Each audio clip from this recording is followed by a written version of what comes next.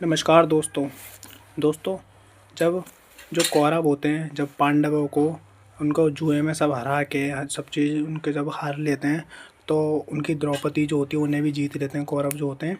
तो दोस्तों, जब वो उन लोगों को जब वनवास दे देते हैं, तो जब वो लोग वनवास जाते हैं, तो दोस्तों वनवास में क्या होता है कि उसमें 12 साल का वनवास होता है और 1 साल का अज्ञातवास तो होता है। तो दोस्तों, जब वो वनवास कंप्लीट करने के बाद जब पांडव पूरा का पूरा अपना 12 साल का वनवास कंप्लीट कर लेते हैं, 1 साल का अज्ञातवास कंप्लीट कर लेते हैं, तो दोस्तों क्या होता है, फिर वो वापसी आते हैं।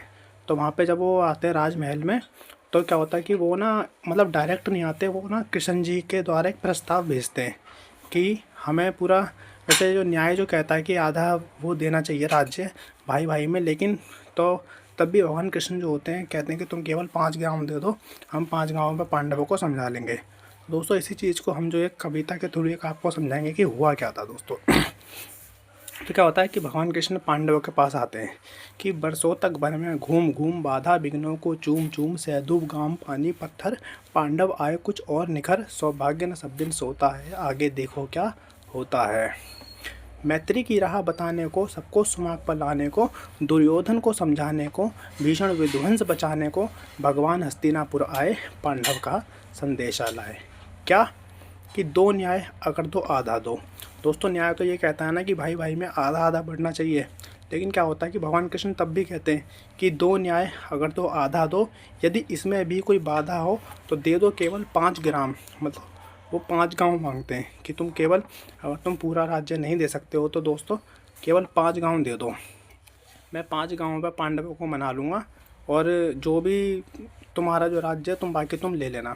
तो दे दो केवल 5 ग्राम, रखो अपनी धरती तमाम, हम वहीं खुशी से खाएंगे परिजन पर असीना उठाएंगे। तो वो कहते हैं कि हम वहीं 5 गांव में खा लेंगे लेकिन परिजन पर असीना उठाएंगे। पर दुर्योधन वह भी दे ना सका, पर दुर्योधन वह भी दे ना सका, आशीष समाज की ले ना सका, उल्टे हरि को बांधने चला, जो था असाध्य उसे साधने चला। मतलब वो उल्टा जो कुछ देता तो है नहीं है, वो ना उल्टा भगवान कृष्ण को बांधने के लिए और चला जाता है कि उल्टे हरि को बांधने चला, जब नाश मनुष्य पर छाता है पहले विवेक मर जाता है। तो उसका क्या होता है कि जब वो उसका नाश आता है किसी इंसान पर, तो उसकी जो बुद्धि होती है वो बिल्कुल सड़ जाती है दोस्तों। कि जब नाश मनुष्य पर छाता है पहले विवेक मर जाता है, हरि ने भीषण हुंकार किया अपना स्वरूप विस्तार किया। फिर भगवान कृष्ण जो होते हैं ना उसे पूरा का पूरा अपना रूप दिखाते हैं कि तू मैं हूँ कौन। कि हरि ने भीषण हुंकार किया अपना स्वरूप विस्तार किया, डगमग डगमग दिग्गज डोले भगवान कुपित होकर बोले, जंजीर बढ़ाकर साधिने आ दुर्योधन बांधिने। तो जब भगवान कृष्ण अपना जब पूरा रूप दिखाते हैं बड़ा वाला, तो उससे कहते हैं कि तू मुझे बांधना चाहता है, क्योंकि दुर्योधन जो था वो जंजीर लेके भगवान कृष्ण को बांधने के लिए जाता है।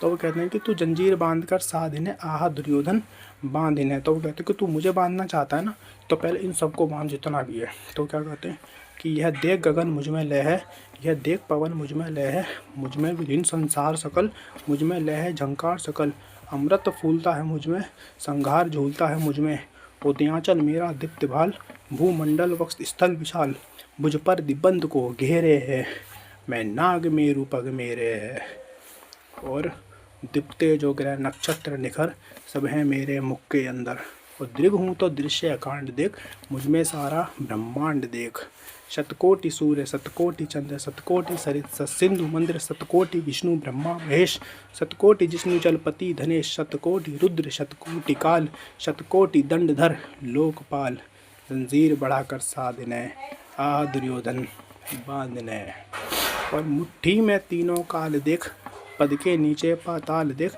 अंबर में कुंतल जाल देख, मेरा स्वरूप विकराल देख, सब जन्म मुझी से पाते हैं फिर लौट मुझी में आते हैं, जीवा से करती ज्वाल सघन, सांसों से पाता जन्म पवन, और पड़ जाती मेरी दृष्टि जिधर, हंसने लगती है सृष्टि उधर, मैं जब भी मूंदता हूँ लोचन, छा जाता चारों ओर मरण, बांधने मुझे तू आया है, जंजीर बड़ी क्या लाया है, यदि मुझे बांधना चाहे मन, तो पहले बांध अनंत गगन, सूने को साध ना सकता है, वह मुझे बांध कब सकता है। तो वो कहते हैं कि जो सूने को नहीं साध सकता वो मुझे कैसे बांध लेगा। मतलब कोई जो मरा हुआ इंसान होता है ना दोस्तों, तो उसे साधने के लिए बहुत ताकत चाहिए होती है, तो जो मरे हुए इंसान को नहीं साध सकता वो मुझे क्या बांधेगा।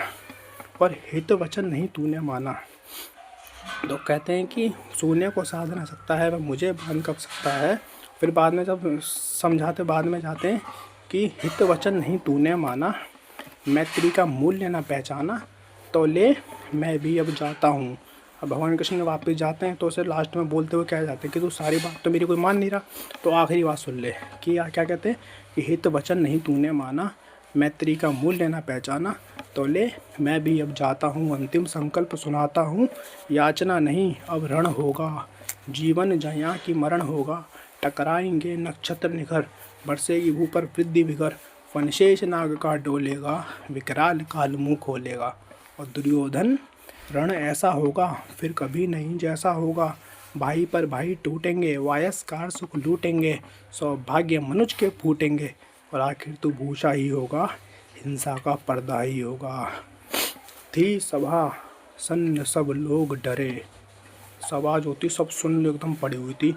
सब लोग भगवान कृष्ण का रूप देख के मतलब किसी को तो दिख ही नहीं रहे थे, लेकिन जो एक रोशनी चमक रही थी ना, तो उसे देख कर सब लोग बिल्कुल चकित हुए पड़े थे कि हो क्या रहा है। और वो सिर्फ किसे दिखाई दे रहा था, दुर्योधन को।